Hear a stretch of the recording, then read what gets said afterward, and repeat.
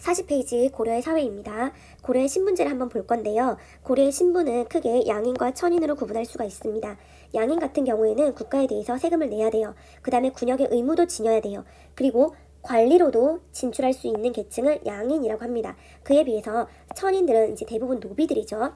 천인들은 납세 의무 없고요. 군역의 의무도 없어요. 그리고 관리가 될 수도 없는 계층을 천인이라고 하는 거죠. 양인은 다시 정호와 백정으로 구분할 수가 있습니다. 너가 관직을 가지고 있으면 정호, 관직을 가지고 있지 않으면 백정이라고 하는 거죠. 쉽게 말하면 국가에 대해서 네가 어떠한 직역을 맡고 있으면 정호고, 너가 국가에 대해서 어떠한 역할을, 직역을 맡고 있지 않으면 백정이라고 하는 것이지요. 그리고 지배, 피지배로 이제 나눠봤을 때 문벌부터 여기 향리, 직업군인까지는 지배층이라 볼 수 있고, 백정부터 여기 천인까지는 피지배계층이라고 볼 수 있습니다. 먼저 문벌을 볼 건데요. 문벌 같은 경우는 이제 최상위 지배층이라 보시면 되겠고, 대대로 고위 관리를 배출한 집안을 문벌이라고 하고, 무신정권 이전의 지배계층을 문벌이라고 하지요. 이들은 뭐 왕실이나 또는 같은 문벌들끼리 혼인을 통해 가지고 권력을 독점해 나갔고, 그 다음에 뭐 과거 또는 음서라는 제도를 통해서 관리로 진출했던 계층입니다. 대표적인 이제 문벌이 그렇죠. 이자겸 집안, 경원 이씨 집안이 있겠지요. 그리고 이제 향리, 직업군인, 서리. 자, 향리나 직업군이나 서리는 지배계층이긴 해요. 그렇지만은 문벌보다는 한 단계 아래의 지배계층이라 볼 수 있습니다. 특히 우리는 이제 여기 향리에 조금 집중해서 볼 건데요. 향리는 지배층입니다, 여러분. 지배층이야. 그렇지만은 문벌보다는 한 단계 아래 지배층입니다. 자, 이런 계층들은 이제 중간층이라고도 볼 수 있는데요. 이들은 직역을 세습합니다. 쉽게 말하면 나의 아버지가 향리며 나도 향리고, 그리고 내가 향리니까는 나의 아들도 향리가 될 가능성이 굉장히 큰 거지요. 자, 여러분 고려 때는 지방관이 파견이 되는 주현이 있었고, 지방관이 파견되지 않은 속현이 있었잖아요. 자, 지방관이 파견되지 않은 속현이라든지, 그 다음에 특수행정구역이 향 또는 부곡 또는 소, 이런 곳에서 이제 향리들은 지방관을 대신해서 그 역할을 다 했다는 거죠. 다시 향리 같은 경우에는 지방의 실질적인 세력들이었잖아요. 이 향리들은 이제 지방관이 파견되지 않은 속현 또는 특수행정구역의 실질적 운영을 담당하는 세력들이었다는 거 기억하시면 되겠고, 그 다음에 여기 별표 치시고, 자, 향리들이 여러분 직역을 세습하긴 했어. 우리 아버지가 향리면 내가 향리고, 이렇게 직역을 세습하기도 했지만은 일부 향리들은 과거 시험을 통해 가지고 중앙에 진출하기도 했다는 것이지요. 쉽게 말하면 나는 향리지만은 나의 아들은 공부를 시켜가지고 과거 시험을 치르게 해서 중앙의 관리로 진출시키게 했다는 것이지요. 일부 향리는 과거를 통해서 중앙 관직에 진출해서 문벌로 성장하기도 했다는 거죠. 중요합니다. 자, 그 다음에 피지배계층 백정과 천인을 볼 건데요. 백정은 직역을 지니고 있지 않은, 직역이 없는, 쉽게 말하면 관직을 지니고 있지 않은 계층을 말하고, 대부분의 백정들은 이제 농민들이라고 보시면 되겠습니다. 자, 이들은 국가에 대해서 세금을 납부하는 계층입니다. 세금을 납부를 해요. 자, 이 백정들도 법적으로는 양인이기 때문에, 백정들도 법정으로는 양인이기 때문에 과거에 응시할 수 있어요. 그렇지만은 이들은 대부분 먹고 살기가 힘들단 말이야. 그래서 과거 공부를 하는 경우가 드물죠. 쉽게 말하면 법적으로 과거에 응시할 수 있지만은 실질적으로 과거에 응시해서 관리로 나아가는 경우는 매우 드물었다는 것입니다. 그렇지만 이 백정들이 직역을 갖는 경우가 있는데, 군인으로서 공을 세웠을 때, 군공, 즉 군인으로서 공을 세워가지고 직업군인이 되는 거지. 그러면서 이제 정호가 되기도 했다는 것입니다. 직업군인. 자, 그 다음에 고려는 여러분 향부곡소라고 하는 특수행정구역이 있지요. 자, 특수행정구역에 사는 사람들은 그냥 보기에는 너무 일도 고되고 해가지고 천인처럼 보여. 정말 천인 계층으로 보이지만은 이들도 법적으로는 양인에 속했다는 것이고, 양인에 속했고, 양인에 속했지만은 일반 군과 현에 사는 이제 양인들에 비해서는 차별을 받았다는 것입니다. 어떤 차별이냐면, 일단은 과거 응시에 있어서, 그러니까 과거를 응시할 수가 없었고요. 그 다음에 이사를 갈 수가 없습니다. 거주 이전의 제한이 있었다는 거죠. 그 다음에 일반 군현민에 대해서 세금도 조금 더 많이 납부하는 그런 차별이 있었다는 겁니다. 그 다음에 천인 보도록 하겠습니다. 천인은 최하층, 최말단의 이제 계층을 말하는 것이지요. 대부분의 천인은 이제 노비 계층입니다. 자, 여러분 이렇게 생각하시면 쉬워요. 노비들은 사람이기보다는 동물로 취급되었다, 가축으로 취급되었다라고 생각하시면 쉬워요. 그렇기 때문에 이 노비들은 매매, 사고 팔 수가 있고요. 증여와 상속이 다 가능했던 것이지요. 그죠? 자, 중요한 개념이 나옵니다. 일천즉천이라는 개념이 나옵니다. 일천즉천. 자, 부모 중에 한 명이 노비라면, 부모 중에 한 명이 노비야. 그러면 그 자녀가 뭐야? 노비가 되는 거지. 부모 중에 한 명이라도 천민이며 그 자녀는 천민이 되는 것이죠. 고려 사회는 일천즉천의 원칙이 적용되는 사회였다라고 생각하시면 되겠고요. 노비는 또 크게 공노비와 사노비로 구분할 수 있어요. 누가 주인인데, 주인이 누구냐에 따라서 개인이 주인일 경우에는 사노비, 그 다음에 그 외에는 이제 공노비라 볼 수 있겠지요. 그리고 사노비도 주인과 함께 거주하는 노비는 이제 솔거노비, 그 다음에 주인과 따로 사는 외거노비, 이렇게 구분할 수가 있습니다. 만적 같은 경우에는 사노비죠. 채충원의 사노비 만적이 블라블라블라블라 해서 뭐 나는 이렇게 했다 이렇게 나오잖아요. 42페이지 볼게요. 자, 고려시대는 봉간제를 시행했다고 나오는데요. 태조 왕건이 처음에 고려를 건국했을 때 호족 세력을 통합하기 위한 정책을 하고 또는 호족 세력을 견제하기 위한 정책을 했단 말이야. 호족 세력을 통합하기 위해서 결혼 정책을 하거나 성씨를 내려주는 정책을 했어요. 자, 예를 들면 여러분, 제가 호족이야. 제가 진주 지역에 살고 있는 호족이었어요. 은진. 자, 태조 왕건이 저를 이제 포섭하기 위해서, 통합하기 위해서 저에게 성씨를 내려주기로 한 거예요. 자, 너에게 은진아, 너에게 강이라는 성씨를 내려줄게. 그리고 네가 지금 살고 있는 진주 지역을 너의 본관으로 삼도록 해줄게. 그러니까는 너는 앞으로 진주 강씨가 될 거야 라고 한 거예요. 이게 바로 본관이라는 거지요. 자, 태조는 각 지방의 호족에게 성씨를 하사하면서 성씨 앞에 출신 지역을 밝히도록 한 거지요. 이 출신 지역이 뭐가 되는 거예요? 본관이 되는 거지요. 너는 이제 어디 지역에 무슨 성씨야. 이런 본관제가 언제부터? 고려 시대부터 시행되었다라고 아시면 되겠습니다. 자, 그 다음 밑에 본문을 볼 건데요. 여러분, 우리가 막역하게 정근대 시대는 여성의 지위가 남성의 지위보다 낮았을 거야 라고 생각할 수 있잖아요. 그런데 그거는 조선 후기 때야. 즉 고려가 있고 조선 전기가 있고 조선 후기가 있을 때 여러분, 조선 후기 때 여성의 지위가 남성보다 많이 낮아지는 경향을 보입니다. 성리학적 질서가 강화되면서 조선 후기 되면 여성의 지위가 많이 낮아져요. 많이 낮아지는데 그 이전에는, 즉 임진왜란 이전에는 여성의 지위가 우리가 생각하는 것만큼 그렇게 낮지는 않았어요.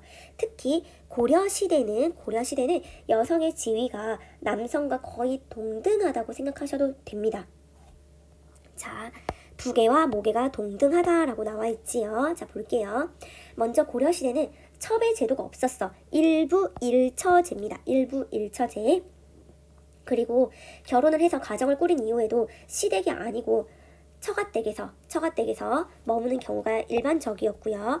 그리고 호적에 이제 자녀들을 올릴 때도 남자 먼저 올리고 여자는 뒤에 올리고 아들 먼저 올리고 딸을 뒤에 올리고 그런 게 아니고 태어난 순서대로 호적에 기록을 했고요. 그 다음에 여성이 그 집안의 호주가 되는 경우가 있었다는 겁니다. 그 다음에 재산을 이렇게 상속을 할 때도 남녀 차별을 두지 않고 그러니까 아들, 딸 구분을 두지 않고 동등하게 상속을 했고요. 그 다음에 제사를 지내는 경우에도 아들, 딸 차별이 없이 동등하게 제사를 부담했다는 거지요.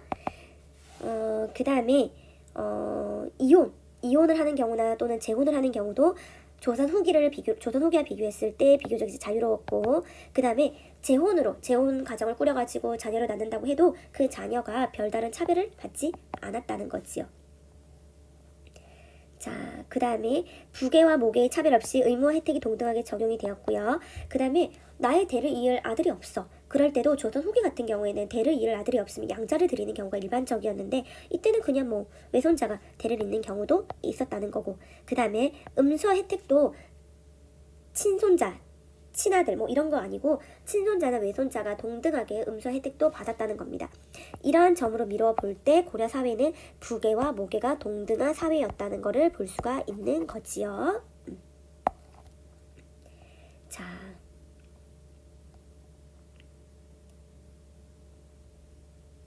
자, 여러분 교과서 43페이지 한번 볼게요.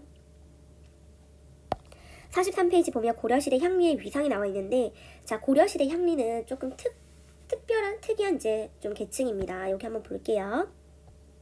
자, 먼저 고려시대 향리는 지방의 행정실무를 담당하는 존재였죠. 그러니까 고려시대 향리는 지방 세력가잖아, 그죠? 지방 세력이죠.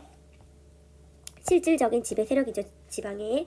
자, 여기 여러분 여기 밑에 내려와 보시면 볼게요. 여러분 향리는 보통 직역을 세습을 해요. 우리 아버지, 나의 할아버지도 향리, 나의 아버지도 향리, 나도 향리, 나의 아들도 향리, 이런 식으로 직역을 세습을 해요. 그렇지만은 과거 시험을 치러서 중앙의 관리로 나아갈 수도 있었다는 거죠. 자, 과거 시험을 통해서 중앙 관직으로 나아가는 것도 허용되었다는 거죠. 자, 여러분 우리 김부식, 여기 예시로 이제 김부식이 나오는데, 삼국유사를 편찬한 그 김부식, 묘청의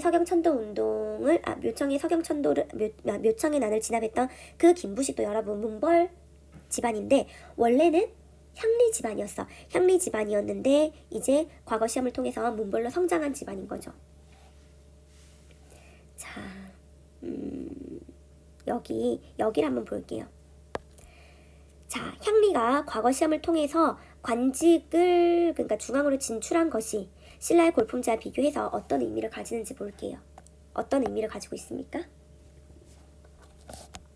자, 여러분 향리 봐봐요. 향리는 이제 과거 시험을 통해서 관리로 진출을 하여 문벌로 성장할 수 있었죠. 문벌로 성장할 수 있었어. 이는 뭘 보여줘요? 그렇지. 고려 사회가 보다 개방적이었다는 걸 보여주는 거죠. 신라 사회보다 고려가 개방적이었다는 것을 보여주는 것입니다. 여러분 신라 골품제는 보세요. 육도품들이 아무리 능력이 뛰어나도 대하찬 이상의 관직을 할 수가 없었잖아요. 관직 진출에 분명한 선이 있었잖아요. 그렇지만 고려는 그렇지 않았다는 거지. 고려는 네가 능력만 있으면 관리로도 진출할 수 있는 사회였다는 거죠. 능력에 따라서 뭐가 될 수 있었어? 신분 이동이 가능한 개방적인 사회였다는 것입니다. 자, 44페이지 고려의 종교와 사상 보도록 하겠습니다. 고려의 종교는 불교를 중점적으로 살펴볼 것이고, 고려의 사상은 유교, 도교, 풍수지리설을 중점적으로 살펴보도록 하겠습니다. 위에 간단하게 사료가 지금 나와 있는데요. 보겠습니다. 우리 고려는 모든 부처가 보호하고 지켜준 힘에 도움받았다라고 나와 있는데요. 태조가 남긴 훈요 10조 제1조의 내용입니다. 즉, 태조는 고려라는 나라는 부처의 도움을 받았다고 하면서 불교를 굉장히 중요시했지요. 네.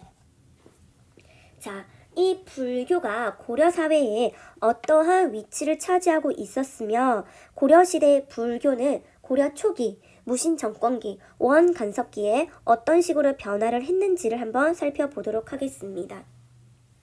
그리고 고려시대는 불교 외에도 유교, 도교, 풍수지리설이 유행을 했는데요. 여러분 교과서 31쪽을 빠르게 넘겨보도록 할게요. 31쪽입니다. 31쪽에 하단에 사료가 나와 있어요. 최승로의 시무 28조 한번 보시면 제20조입니다. 불교를 믿는 것은 수신의 근본이고 유교를 행하는 것은 나라를 다스리는 근원이다 라고 나와 있는데, 불교를 믿는 거는 그래 불교도 중요해. 그런데 불교는 개인의 수양 차원에 그치는 것이고, 나라를 다스리는 근본은 유교라고 강조하고 있습니다. 누가? 최승로가. 즉 성종 때부터는 유교를 통치의 가장 기본 이념, 사상으로 삼게 되면서 고려 사회는 불교는 어떤 개인의 종교적인 차원으로 개인의 수행 차원으로 유교는 나라를 다스리는 통치의 근원으로 자리 잡게 되지요. 자, 44페이지 다시 돌아와서 불교를 보도록 하겠습니다. 자, 불교가 뭐 개인의 차원이든 뭐 수신의 근본이든 간에 고려 사회 사람들의 삶과 불교는 뗄래야 뗄 수가 없었는데요. 자, 먼저 고려는 불교를 굉장히 중요시했다. 조선시대와 다르게 조선시대는 억불 정책을 하거든요. 그런데 고려시대는 순불 정책을 추진했다는 거. 그 다음에 국가가 앞장서서 팔간의 연등회와 같은 불교 행사를 개최했고요. 그 다음에 승과를 실시했고, 그 다음에 신망이 높은 존경을 받는 승려들에게는 왕사 또는 국사라는 호칭을 내려주었습니다. 자, 고려시대 승려의 사회적 위치도 굉장히 높아가지고 왕실에서 또 문벌 가문에서도 승려들을 배출하기도 했다는 거죠. 대표적으로 의천은 문종이 넷째 아들입니다. 즉 왕실 출신이지요.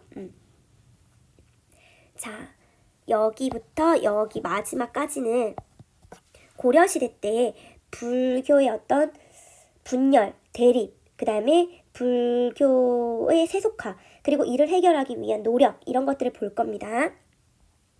자, 첫 번째 고려 초기, 두 번째 무신 정권 시기의 불교, 세 번째 원 간섭기의 불교를 한번 볼게요. 자, 통일신라 여러분, 통일신라 말에 선종이 우리나라에 들어오게 됩니다. 선종과 교종의 차이는 수행 방법의 차이라고 했고요. 교종 같은 경우에는 불교 경전을 네가 얼마나 공부했는가에 따라서, 불교 경전을 얼마나 열심히 공부하는가, 이게 하나의 수행으로 본 거고, 선종 같은 경우에는 참선을 하나의 수행으로 본 것이지요. 통일신라 말에 선종이 들어오게 되면서 고려사회 되며 이 선종과 기존의 교종이 대립하는 모습을 보이게 됩니다. 자, 고려 초기 선종과 교종이 대립하였다. 이 대립을 해소하기 위한 노력으로 먼저 의천을 볼 수가 있겠습니다. 의천. 자, 여기 나와 있지요. 자, 의천은 먼저 천태종이라는 종파를 만듭니다. 그리고 교종과 선종을 대립을 해소하기 위해서 이를 통합을 하고자 해요. 얘들이 지금 대립하고 있잖아. 이거를 통합하고자 해요. 근데 뭐를 중심으로? 그렇지. 교종을 중심으로. 조금 어렵죠? 교종을 중심으로 선종을 통합하려고 했다는 게 의천의 핵심입니다. 자, 의천은 교종을 중심으로 선종을 통합하려고 했다라는 것이고, 이때 내세웠던 논리가 교관겸수입니다. 교관겸수입니다. 여기 날개에 나와 있지요. 자, 그러니까 교리, 불교의 교리 공부와 함께 관은 여러분 여기서 이제 여기 수행을 뜻하는 거예요. 교리 공부와 수행을 겸해야 된다라고 하는 게 의천의 논리였던 거죠. 교리 공부, 교종의 교리 공부와 선종의 수행, 그러니까는 수행을 함께 해야 된다. 이게 교관겸수라는 거죠. 의천은 교관겸수를 내세워서 교종을 중심으로 선종을 통합을 해서 선종과 교종의 대립을 해소하고자 했다는 거죠. 언제? 고려 초기 때. 일시적으로 선종과 교종이 통합하려는 모습을 보입니다. 의천이 죽고 난 이후에 고려의 불교가 교종과 선종으로 다시 분열될 뿐만 아니라 어떤 특징을 지니게 되냐면 불교가 세속화되는 모습을 보입니다. 불교가 많은 토지를 소유하게 되면서 경제력을 가지게 되고 권력층과 밀착하게 되면서 세속화된 모습을 보이게 되는 거죠. 이를 이제 해결하기 위해서 불교가 세속화된 것을 개혁하기 위해서 등장한 인물이 진울입니다. 진울 시기는 언제야? 무신 정권기입니다.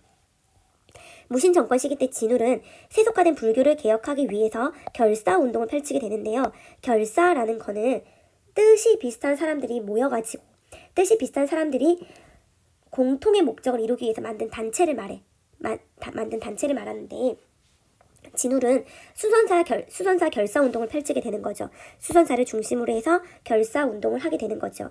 그리고 선종과 교종의 분열은 어떻게 해결하고자 하냐면 의청 같은 경우에는 교종을 중심으로 선종을 통합하려고 했다면 진울 같은 경우에는 선종을 중심으로 교종을 포용하고자 합니다. 이때 내세웠던 논리가 정의 쌍수와 도노 점수입니다.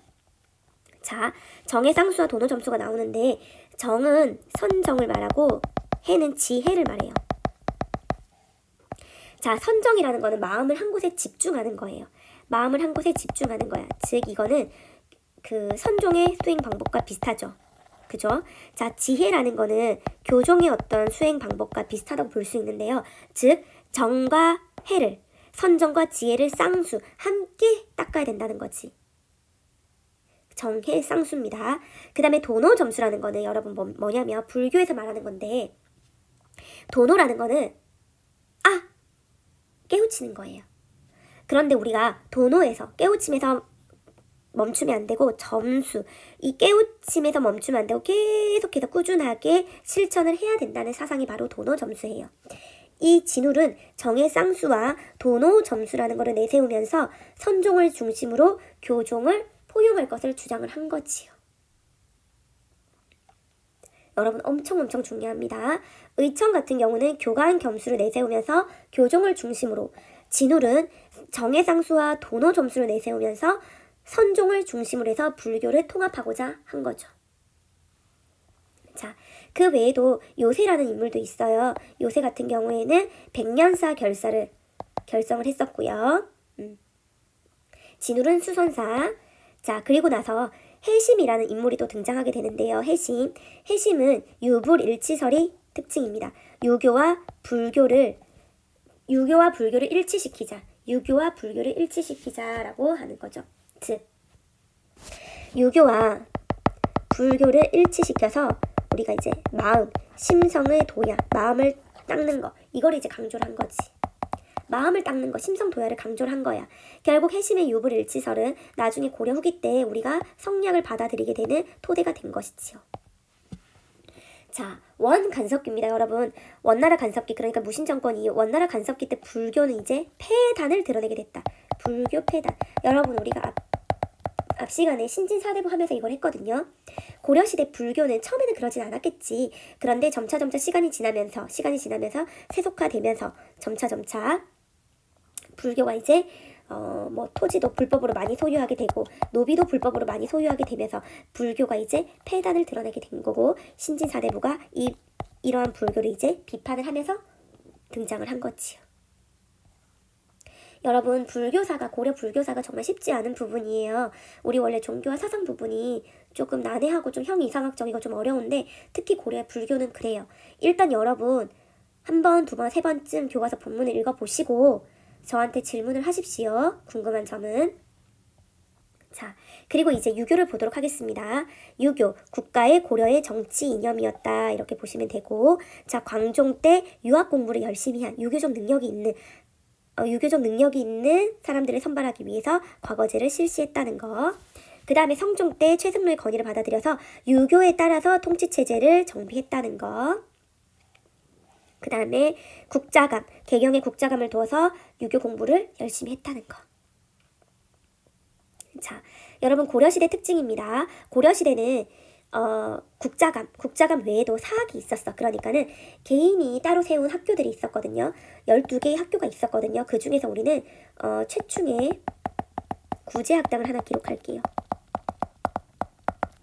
자, 최충이라는 인물이 세운 별도의 학교가 있었거든요. 자, 구제학당이라고 합니다. 그거를 구제학당. 굉장히 융성했어요. 그러니까 국자감이라는 거는 나라 소속이야. 나라 거야, 나라 거. 그런데 이 구제학당은 사학이야, 사학.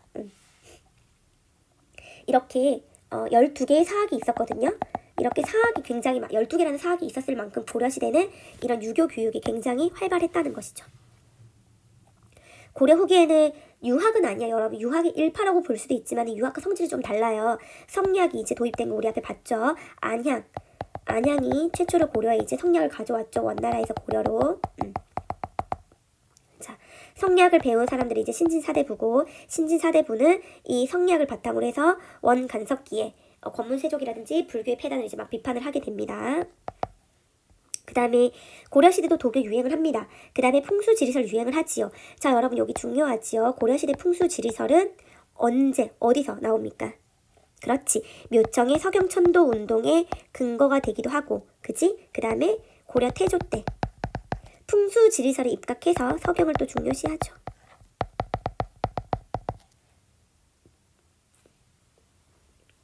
자, 그 다음 마지막 이제 고려의 역사설을 보도록 하겠습니다. 자, 여러분 고려가 건국이 되고 난 이후에 역사설을 편찬을 해요. 7대실록이 있었어. 7대실록이라고 해서 고려 역사책이 있었는데 거란이 침략을 하면서 모두 불타서 없어진 거예요. 그래서 없고요. 우리가 현존하는 역사서 중에서 가장 오래된 역사서가 바로 김부식이 저술한 삼국사기입니다. 삼국사기 중요합니다. 반드시 아셔야 됩니다. 자, 삼국사기의 특징을 아셔야 되는데요. 삼국사기는 유교적 합리주의, 김부식이 유교적인 사상에 의해서, 유교적인 합리주의에 의해서 역사서를 편찬했다고 보시면 됩니다. 즉 무슨 말이냐면 얘들아, 이게 무슨 말이냐면 뭐 우리 역사에 보면 신화 같은 게 있고, 그치? 뭐 아래서 태어난 뭐 이런 신화 같은 게 있잖아. 그 다음에 뭐 민간 설화 같은 거 있죠. 민간 설화. 그 다음에 우리가 뭐 믿지 못할 이야기들 같은 게 많잖아요. 그런 것들은 기록하지 않았어. 쉽게 말하면 신화 또는 민간 설화, 뭐 또 좀 기이한 이야기, 이런 거는 실지 않았다는 거지. 이런 점으로 볼 때 삼국사기는 유교적 합리주의에 의해서 편찬이 되었구나 알 수 있습니다. 기전체로 편찬이 됐다 하는데, 자, 우리 예전에는 역사책을 쓰는 방식이 다양했단 말이야. 그 중에 하나가 이제 기전체 서술 방식이 있어요. 기전체라고 하면 이제 봉기, 세가, 열전, 지표 이런 식으로 역사책을 구성해 나가는 건데, 봉기는 황제, 그 다음에 세가는 제후, 그 다음에 열전은 인물을 중심으로 역사책을 편찬해 나가는 거예요. 자, 봉기할 때 기와 열전할 때 전 해가지고 기전체라고 하는데, 바로 이 김부식도 기전체로 삼국사기를 편찬했다는 것입니다. 자, 그리고 하나 더 적어보면 현존하는 가장 오래된 역사서라는 의미가 있지요. 자, 그리고 나서 김부식의 삼국사기와 더불어서 함께 많이 이제 언급이 되는 게 일련의 삼국유사입니다. 일련의 삼국유사. 일련의 스님이지요. 자, 삼국유사는 뭐 어떤 특징이 있냐면, 일단은 당군한검을 우리 민족의 시조다 라고 내세웁니다. 그 다음에 삼국사기는 다양한 설화, 민간 설화, 그다음 신화, 민간 설화, 기이한 이야기 이런 거 안 담겼잖아요. 그런데 삼국유사는 다양한 설화를 많이 기록을 했어요. 다양한 설화가 많이 기록되어 있고 당군을 우리 민족의 시조로 내세웠다는 게 특징입니다. 당군을 언급한 역사책은 삼국유사 외에도 이승유의 제왕운기란 책도 있어요. 제왕운기에서도 우리 역사는 당군으로부터 시작되었다라고 서술하고 있습니다. 자, 삼국유사와 제왕운기가 이렇게 당군을 강조한 거는 왜 그랬냐면 시대적 배경이 있는 거예요. 삼국유사와 제왕운기가 저술된 시점은 바로 우리가 몽골의 침략을 받았을 때야. 우리가 몽골의 침략을 꽤 오랫동안 받았잖아요. 몽골의 침략을 받으면서 우리의 자주의식, 우리의 어떤 주체성을 강조할 필요가 있었고, 따라서 당군이라는 우리 민족의 단일된 시조를 내세우게 된 것이지요. 여러분 엄청 중요합니다. 여기 밑에도 나옵니다. 자주의식을 강조한 역사서 편찬. 몽골의 침략을 받으면서 우리가 자주성, 주체성을 강조할 필요가 있었던 거죠. 강조할 필요가 있었다. 이에 따라서 당군을 강조하게 되었다는 거죠. 그리고 나서 무신 정권기에 이규보라는 또 역사학자가 있었는데, 이규보 같은 경우는 동명왕편이라는 역사책을 저술합니다. 동명왕편은 고구려의 시조인 주몽, 동명왕을 이제 찬양하는 노래입니다. 동명왕편을 지어가지고 우리 고려가 고구려를 계승했다는 걸 이제 강조했습니다. 자, 여러분 밑에 여기 체크하실게요. 자, 몽골의 침략입니다. 몽골의 침략. 자, 이때 당군을 시조로 하는 역사서가 편찬이 되었다는 거. 어떤 거? 삼국유사와 제왕운기. 따라서 우리 민족의 독자성, 우리 역사의 유구함을 강조해서 민족의 정체성을 드러내고자 했다는 거지요.